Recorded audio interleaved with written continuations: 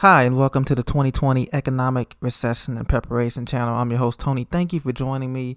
If you have not subscribed, please hit that subscribe button so you can get the latest truthful news, 100% truthful news from the source, straight from the source.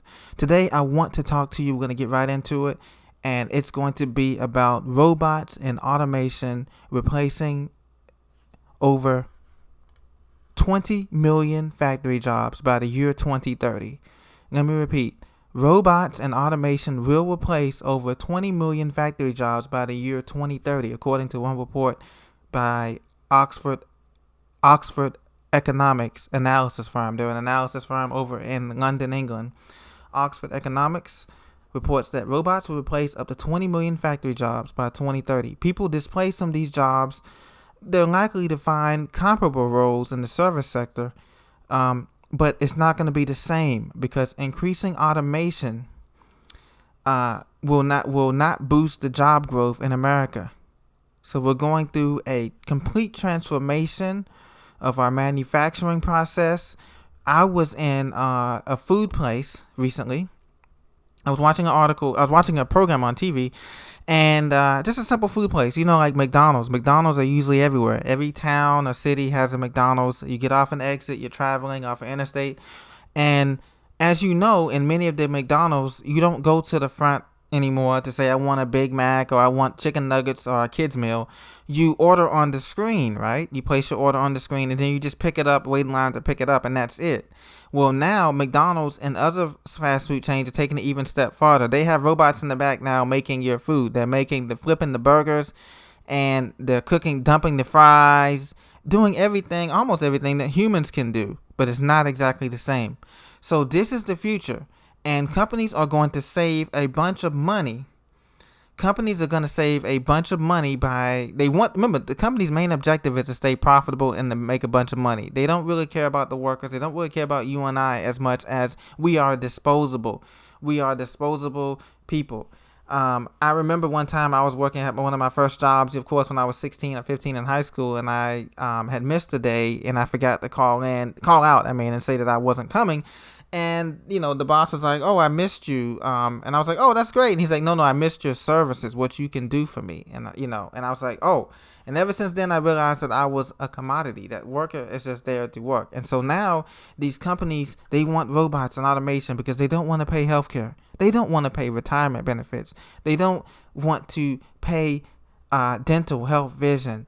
They don't want to see you happy. They want to see you as a worker under their control.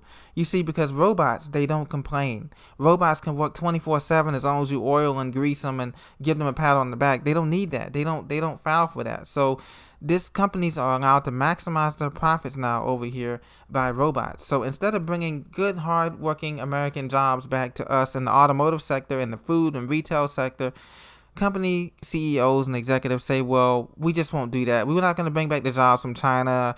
We're not going to bring back the jobs from Thailand, Korea, Singapore, where they get this, Mexico, where they get this cheap labor and cheap products made. They say, we'll just forget about that. We'll just have robots over here to make everything and whatever we can make, because, each new industrial robot, according to the report, wipes out 1.6 manufacturing jobs, okay, with the least skilled regions being most affected. So not saying that the Midwest is the least skilled. I'm just saying the Midwest is where we had a lot of steel mill plants, where we had a lot of factories making cars and car parts and military equipment and all of that stuff, welding and steel. All that's going to be wiped out. Robots are going to be taking over these jobs, okay?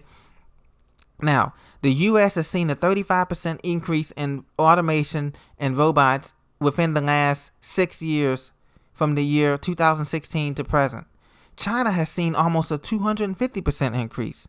Okay, Japan a lesser 7%, South Korea a 35% increase, and Germany, of course, has seen a 20% increase. Okay, so now where are all these people that are going to be displaced skills wise from these automation going to go? Where are they going to get the jobs? How is the economy going to survive if most of these blue collar workers are not going to be able to have a job, the robots taking over?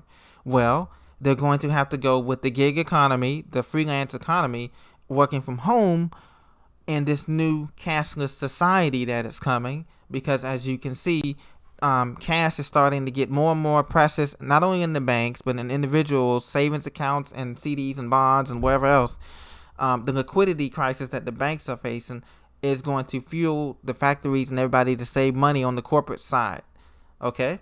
Now, what's also happening too is a lot of these companies or corporate retailers are filing for bankruptcy in 2020. And I want to get into that because even though everything looks rosy on the surface, there's still major retailers filing for bankruptcy in their spaces, in these commercial spaces. Okay? So here we go. 23 retailers have filed for bankruptcy in 2020 so far. So these are some of the names that you may have heard. Let's see. We have Brooks Brothers, GNC, JCPenney, of course. We knew that was coming. The malls have been dying for a long time. There's no more anchor stores for JCPenney. Aldo, Neiman Marcus, J. Crew, Roots USA, True Religion Jeans, Model Sporting Goods, Blue Stream Bands, Pier 1 Imports, another long-staying brand, Sur La Table, The Paper Store, Ascena. Okay? So with all of these bankruptcies, like New York and Company, these bankruptcies will continue through October and November. And what do you think is going to happen to all that empty retail commercial space? The same thing is happening that I told you a couple of videos before about the housing eviction crisis and everything. So all of this empty, abandoned commercial retail space may end up being converted to homeless shelters and or health clinics in the new cashless socialistic style economy that we're moving towards. Okay, Tuesday morning, another company store that filed for bankruptcy just recently, and the bankruptcies continue.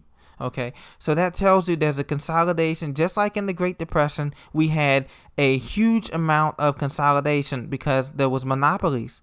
And antitrust laws are failing. The same thing today. The government or other agencies in either in Europe or America try to take these big corporations like Microsoft, Amazon, Facebook, Google to court and say that you're getting too big. You're doing your practices, your business practices are not up to par. They're not ethical.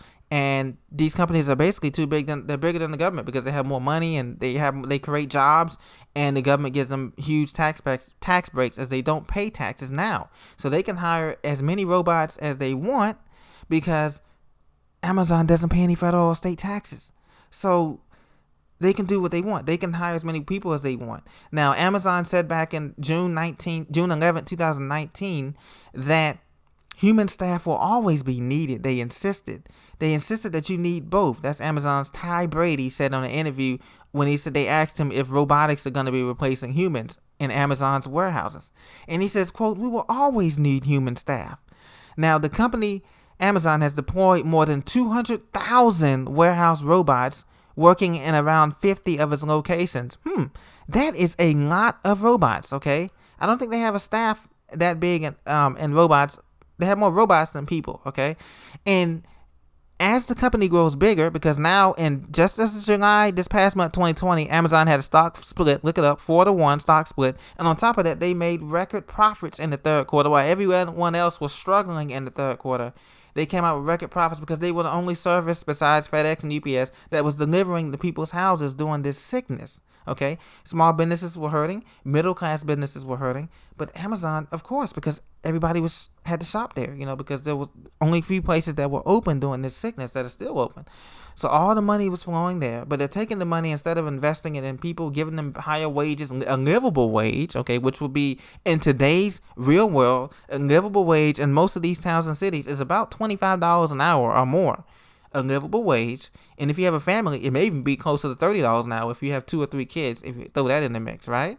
So let's be real. So Amazon said that they're saying they've changed their tone. They're saying they want to hire more robots and automation. Same thing with Tesla. Tesla saying they're hiring more robots and automation because it's about efficiency. So now we're gonna have robots making our food, making our chocolate, like in this picture here. We're going to have robots making our services and goods and services, and they cannot replace the human ingenuity. Robots cannot replace the American spirit. Robots cannot replace the lost human capital. It's just not possible, okay? And so, but companies that care about the bottom line, they care about the money and the greed, and that's what's going to be their downfall. Not to preach here. I'm not trying to get preachy, but I am saying is that there is a ethical component to this, and I'm saying that these companies are taking advantage of this cheap cost of living, and they're raising our cost of living while lowering the cost of living for themselves and for their businesses, and that simply is not fair. It's not fair to the American people. It's not fair to me and you who pay taxes to have goods and services, to have a certain standard of living. And now all that's going to be eroded and replaced by this artificial system. Just like, isn't that ironic? We have an artificial economy, and now we're about to get artificial robots replacing our artificial economy. So the collapse is coming. It's already here. As a matter of fact, this is the beginning stages. This is what they were talking about in 1984, George Orwell books, and other books as well. So I encourage you to get as much real food, canned food as you can. Prepare, have an emergency fund put away, because cash will still be viable in the short term of this crisis until they convert us to a cashless society, which is going to take a year or two to make the transition, okay? Because people have to get used to not using cash in their daily life. But until then, cash is going to be viable because these banks don't have to keep much cash on hand. So you may go to the bank and they're going to say, look, we don't have to give you the cash because we don't have it. On top of that, a robot may be answering you and say, I'm sorry, ma'am or sir, I don't understand what you're trying to tell me. Because you know how these automated calls are, and how these automated robots are. They don't always understand human interaction. That's another danger that we're running into with this whole economy. And so stay prepared, get prepared, and I will talk to you soon. Blessings to everyone out there. If you have any questions or comments, please leave them below, and please subscribe to this channel, and we'll continue to bring you the latest economic news from around the U.S. every day. Thank you.